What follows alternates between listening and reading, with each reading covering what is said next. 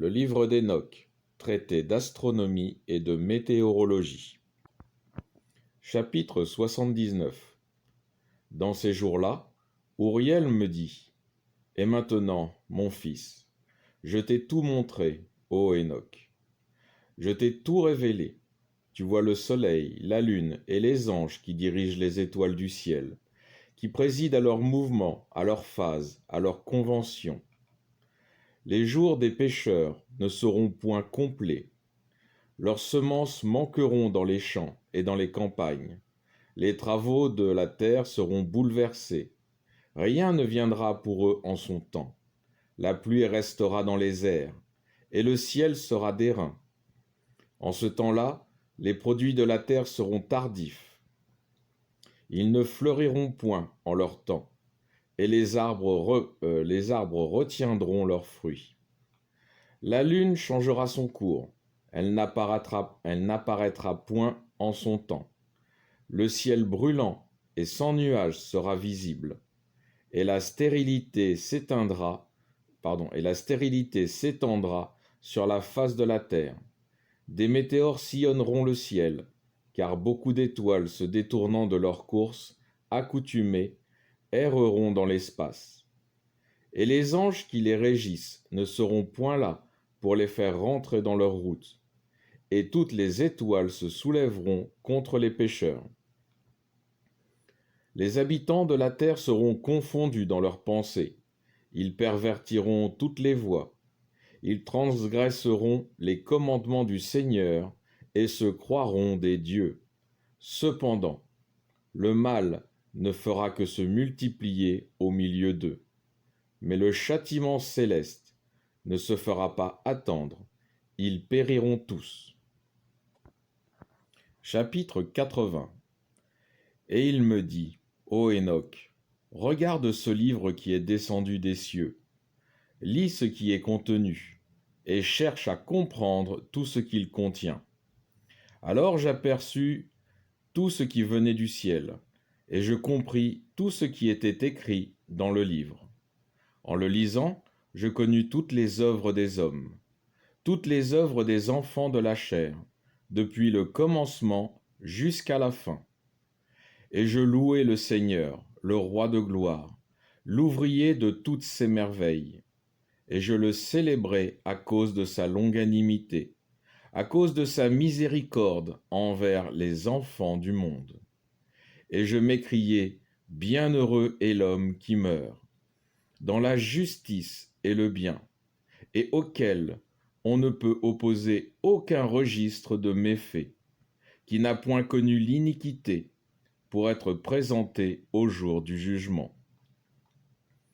Alors les trois saints me saisirent, et me transportant sur la terre, me déposèrent devant la porte de ma maison. Et il me dit : Explique toutes ces choses à ton fils Mathusalem.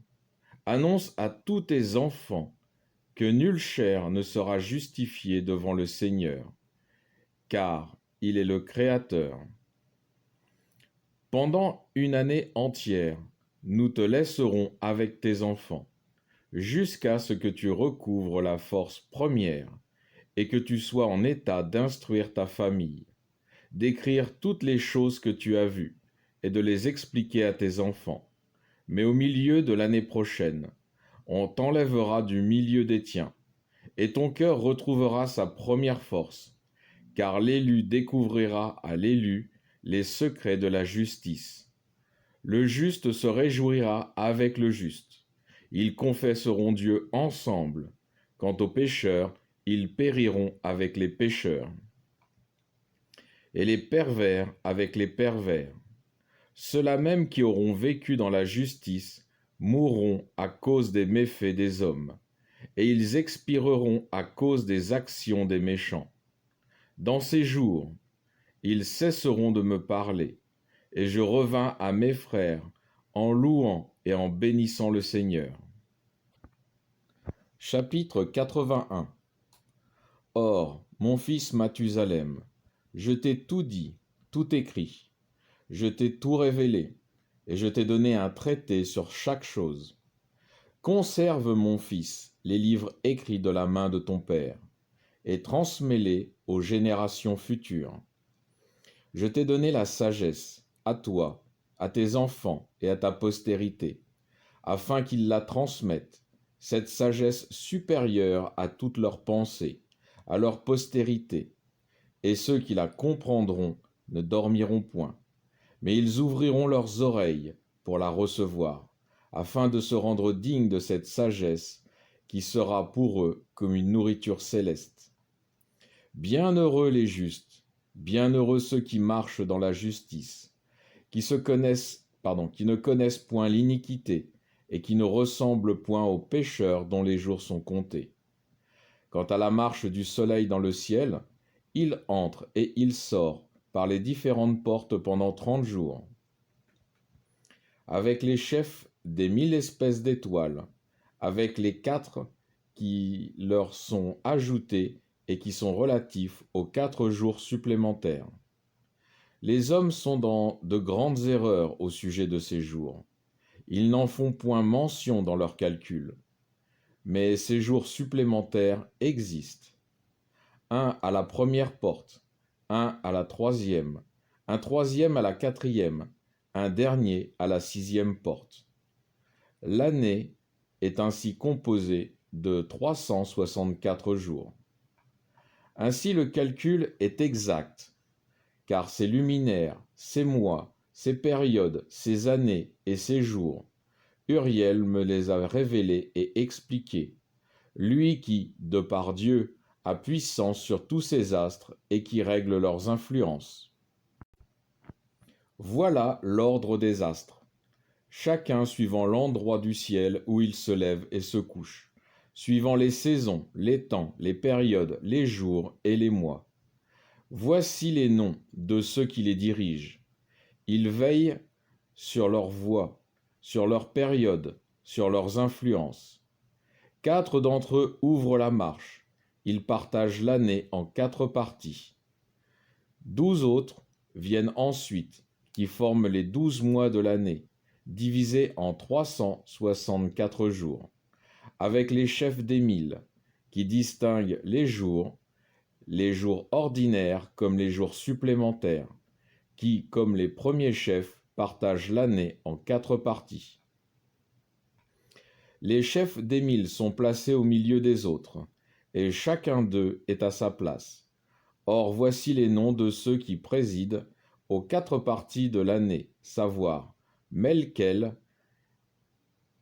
et Elamelach, Méléial et Narel. Quant aux noms des autres, ce sont Adnarel, Jiazural et Jeyeluianéal. Ces 3 derniers marchent après les chefs de la classe des étoiles. Chacun marche régulièrement après ceux qui partagent l'année en 4 parties. Dans la première année de l'année apparaît Melkel, qu'on nomme encore Tamaa et Zahaya. Les jours soumis à son influence sont au nombre de 91. Et voici ce que l'on voit sur la terre pendant ces jours. Sueur, chaleur et travail. Tous les arbres deviennent fertiles, les feuilles poussent, la moisson réjouit le laboureur, la rosée et toutes les fleurs embellissent la campagne, et les arbres morts dans l'hiver se dessèchent. Voici ceux qui commandent en second, Barkel, Zéabel et Éloyalel, auquel s'adjoint encore Élamélec, appelé aussi Soleil, ou très brillant. Les jours soumis à leur influence sont au nombre de 91. Voici ce qui se passe sur la terre pendant ce temps. Chaleur et sécheresse, les arbres donnent leurs fruits, et les fruits sont excellents à sécher. Les troupeaux vont à leur pâturage, et les brebis mettent bas. On ramasse tous les biens de la terre. On annoncelle les grains dans les greniers, et on porte le raisin dans les pressoirs. Les noms des autres sont Jedaël, Kéel et Ehel, auxquels il faut ajouter Asphaël. et les jours de son autorité sont expirés et finis.